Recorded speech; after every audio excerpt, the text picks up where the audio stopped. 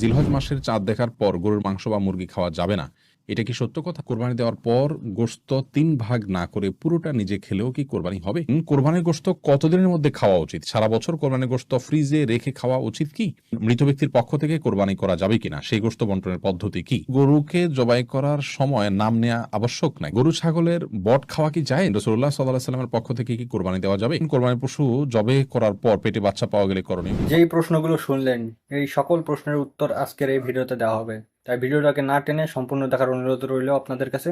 আর যদি চ্যানেলে নতুন হয়ে থাকেন তাহলে অবশ্যই চ্যানেলটাকে সাবস্ক্রাইব করবেন এবং বেল আইকনটি প্রেস করে দিবেন। আর ভিডিও ভালো লাগলে অবশ্যই একটা লাইক দিবেন। আর আপনার যদি মনে হয় কাউকে এই বিষয়গুলো জানানো প্রয়োজন তাহলে অবশ্যই তার কাছে ভিডিওটা শেয়ার করে দেবেন। ধন্যবাদ। চলুন বেশি কথা না বাড়িয়ে আজকের ভিডিওটা শুরু করা যাক। জিলহজ মাসের চাঁদ দেখার পর গরুর মাংস বা মুরগি খাওয়া যাবে না, এটা কি সত্য কথা? কোরবানি দেওয়ার পর গোশত ৩ ভাগ না করে পুরোটা নিজে খেলেও কি কোরবানি হবে? কোরবানির গোশত কতদিনের মধ্যে খাওয়া উচিত? সারা বছর কোরবানির গোশত ফ্রিজে রেখে খাওয়া উচিত কি? মৃত ব্যক্তির পক্ষ থেকে কোরবানি করা যাবে কিনা, সেই গোশত বন্টনের পদ্ধতি কি? গরুকে জবাই করার সময় নাম নেওয়া আবশ্যক নাই। গরু ছাগলের বট খাওয়া কি যায়? রাসূলুল্লাহ সাল্লাল্লাহু আলাইহি ওয়াসাল্লামের পক্ষ থেকে কি কোরবানি দেওয়া যাবে? কোরবানির পশু জবে করার পর পেটে বাচ্চা পাওয়া গেলে করণীয়? তামান্না আফরোজ জানতে চেয়েছেন, রাসূলুল্লাহ সাল্লাল্লাহু আলাইহি ওয়াসাল্লামের পক্ষ থেকে কি কোরবানি দেওয়া যাবে? রাসূলুল্লাহ সাল্লাল্লাহু আলাইহি ওয়াসাল্লামের পক্ষ থেকে কোরবানি দেওয়া যাবে, যেমনটি আলী রাদিয়াল্লাহু তাআলা আনহু দিতেন। বাইহাকী সহ বিভিন্ন হাদিসের কিতাবে বর্ণিত হয়েছে যে নবী করিম সাল্লাল্লাহু আলাইহি ওয়াসাল্লামের ওফাতের পরে তিনি কোরবানি দিতেন এবং তিনি বলেছেন যে নবী সাল্লাল্লাহু আলাইহি ওয়াসাল্লাম আমাকে ওসিয়ত করেছেন, অতএব তার পক্ষ থেকে কোরবানি দেওয়া যাবে। সাইদুল ইসলাম জানতে চেয়েছেন, আকিকার পশু জবেহ না করে মূল্য একজনকে দিলে কি হবে? না, না। আকিকার পশু, কোরবানি পশু এগুলো জবেহ ছাড়া মূল্য পরিশোধ করলে হবে না, কারণ এখানে জবেহ করাটা উদ্দেশ্য এবং এটাই মূল। অতএব যদি নগদ অর্থ দিলে হতো তাহলে সেক্ষেত্রে পশু কোরবানি বা পশু জবের কথা বলা হতো না। শরীয়ত হুম। যেটাকে যেভাবে করতে বলেছে সেটাকে সেভাবে করার মধ্যেই কল্যাণ রয়েছে। ডক্টর আপনাকে ওষুধ সেবন করতে বলেছে, আপনি ওষুধ সেবন না করে সে টাকাটা গরিবদেরকে দান করে দিলেন, তাহলে তো আপনার রোগ নিরাময় আপনি এর মাধ্যমে আশা হ্যাঁ, করতে পারেন না। হলো না। আপনি তো মানে ওষুধ সেবন করার চাইতে আরো উত্তম কাজ করলেন। অতএব যে কাজের জন্য যেটি করতে হবে সেটি আমাদের করতে হবে, অন্য কোনো পদ্ধতিতে গেলে সেটি আদায় হবে না। মাথা মাহমুদ জানতে চেয়েছেন, কোরবানির পশু জবে করার পর পেটে বাচ্চা পাওয়া গেলে করণীয় কি? শরীয়ত অনুযায়ী নিয়ম হলো সেই বাচ্চাকেও জবে করে দেওয়া, যদি আপনার খেতে ইচ্ছা না করে না খেলেন। আব্দুর রহমান জানতে চেয়েছেন, পশু নিস্তেজ হওয়ার আগে চামড়া ছাড়ানো যাবে কিনা? পশু না, নিস্তেজ হওয়ার আগে যদি এটা ঠিক চামড়া না। ছাড়ানো হয় তাহলে এই কাজটি অন্যায় এবং অনুচিত কাজ, যেটা অনেক সময় কসাইরা করে থাকেন।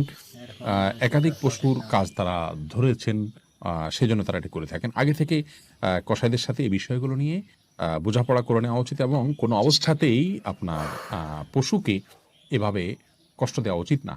অকারণে পশুর প্রতি অমানবিক আচরণ করা ইসলাম শরীয়তের দৃষ্টিকোণ থেকে গুনাহের কথা। আল্লাহ রাব্বুল আলামিন প্রত্যেক পশুর হুম। প্রতি, সবকিছুর প্রতি আমাদেরকে ইহসান করার নির্দেশ করেছেন। এমনকি যখন জবাই করব তিনি বলেছেন, ওয়াইদা যাবাহতুম ফাহসিনু যিবহাতা, জবাই করলে জবাইকৃত পশুর প্রতিও তোমরা ইহসান করবে এবং ছুরিকে ভালো করে ধার দিয়ে নিবে, যাতে করে অহেতুক তাকে বেশি সময় ধরে পচাতে না হয়। সেখানে পশুর প্রাণ বাহির আগে থেকে চামড়া ছেলা শুরু করা, রক কাটা, এগুলো অত্যন্ত গর্হিত কাজ, এটা অনেকেই করে থাকেন। হুম। আমরা যথাসম্ভব এটা নিজের করা জায়গা ঠিক থেকে না। সাবধান থাকবো ইনশাআল্লাহ বিদিনিল্লাহ। রোদেলা রিসান ভুঁইয়া আপনি জানতেছেন, গরু ছাগলের বট খাওয়া কি জায়েজ? জি, এটা সম্পূর্ণ জায়েজ, তবে এটা যার যার রুচির ব্যাপার। কারোর যদি ভালো লাগে তিনি খাবেন, কারোর ভালো না লাগলে তিনি তাহলে খাবেন না, খাবেন একান্তই না। তার ব্যাপার। আপনি মোবারক জানতেছেন, হুজুর গরুকে জবাই করার সময় নাম নেওয়া আবশ্যক নাকি? না, গরু জবাই করার সময় নাম নিতে হবে এরকম কোনো বাধ্যবাধকতা নেই। হুম। আমরা অনেকে মনে করি যে গরু জবাই করার সময় নামের তালিকা ধরে পাঠ করতে হয়, এটা কোনো আবশ্যক কিছু না। বিধায় এটাকে আমরা আবশ্যক মনে করব না। এটাকে আবশ্যক মনে করলে বরং সেটি সমস্যা হবে। তবে হ্যাঁ, জবাই করার আগে আমরা যাদের পক্ষ থেকে কোরবানি করছি তাদের কথা উল্লেখ করে যদি বলি, আল্লাহ এটা অমুক অমুক অমুক অমুক তাদের তরফ থেকে কবুল করুন। তাদের বাবার নাম হ্যাঁ, উল্লেখ করতে পারেন, অমুকের ছেলে অমুক, অমুকের ছেলে অমুক, অমুকের মেয়ে অমুক, এভাবে বলতে পারেন। কারণ আর না এখানে হলে শুধু নাম বললে এমন কথা আছে। হবে যে অমুক অমুকের তরফ থেকে আল্লাহ তাআলা এই পশু আপনি কোরবানি হিসাবে কবুল করে নিন। এরপরে বিসমিল্লাহি আমিন। আল্লাহু আকবার আল্লাহুম্মা মিনকা ওয়া লাক বলে আপনি জবাই করবেন। এটি করাটা মুস্তাহাব, নাম উল্লেখ করাটা, কিন্তু করতে হবে এমন কোনো এমন কোনো বাধ্যবাধকতা নেই। না বাধ্যবাধকতা করলেও নেই। কোরবানি হয়ে যাবে। আল্লাহ তাআলা হুম। ভালো জানেন আপনাদের অন্তরে কি আছে, কারা কারা নিয়ত করেছেন। অতএব সেটি অসুবিধা হবে না। আরাফাত ইসলাম জানতে চেয়েছেন, মৃত ব্যক্তির পক্ষ থেকে কোরবানি করা যাবে কিনা, সেই গোশত বন্টনের পদ্ধতি কি? মৃত ব্যক্তির পক্ষ থেকে কোরবানি করা যাবে, যিনি কোরবানি করবেন তিনি তার নিজের গোশত যেভাবে ব্যবহার করেন এটাকে ঠিক একইভাবে ব্যবহার করবেন। আব্দুল নূর জানতে চেয়েছেন, কোরবানির পশুর হুম। গলায় মালা পরানো সম্পর্কে বলবেন। মালা পরিয়ে যদি নিজের জাহির করা হয় যে আমার কোরবানির পশু এটি, মানুষ জানবে। এবং অনেকে আপনার ফুলের মালা ডালা ইত্যাদি পরিয়ে থাকেন মানুষের দৃষ্টি আকর্ষণ করার জন্য। এই হুম। কাজগুলো অনুচিত, অন্যায় এবং নিজের আহ, নিয়তের বিশুদ্ধতা যেটি আছে তার পরিপন্থী কাজ, এগুলো করা উচিত নয়।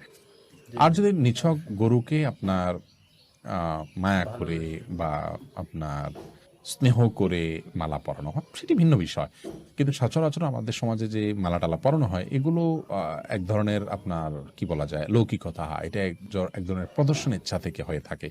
আমরা সেগুলো না করার জন্য পরামর্শ দিব। ফাতেমা খাতুন জানতে চেয়েছেন, জিলহজ মাসের চাঁদ দেখার পর গরুর মাংস বা মুরগি খাওয়া যাবে না, এটা কি সত্য কথা? না, এটি সম্পূর্ণ ভুয়া এবং ভিত্তিহীন কথা, কুসংস্কারাচ্ছন্ন কথা। জিলহজ মাসের চাঁদ দেখা যাওয়ার সাথে আপনার গোশত খাওয়ার কোনো সম্পর্ক নেই। কেউ যদি মনে করেন যে আমি কোরবানি গোশতর আগে আর গোশত খাবো না, তাতে করে কোরবানি গোশতের প্রতি আমার আকর্ষণ তৈরি হবে, আল্লাহ রাব্বুল আলামিনের মেহমানদারি সেটাকে আমি খুব আগ্রহ ভরে অ্যাকসেপ্ট করব, সেটি তার ব্যাপার। কিন্তু জিলহজ মাসের চাঁদ দেখা গেলে আর মানে কোনো গোশত খাওয়া যাবে না, এটি সম্পূর্ণ ভিত্তিহীন কথা। এরপরে সাদিয়া আক্তার প্রিয়া জানতে চেয়েছেন, কোরবানির গোশত কতদিনের মধ্যে খাওয়া উচিত? সারা বছর কোরবানির গোশত ফ্রিজে রেখে খাওয়া উচিত কি?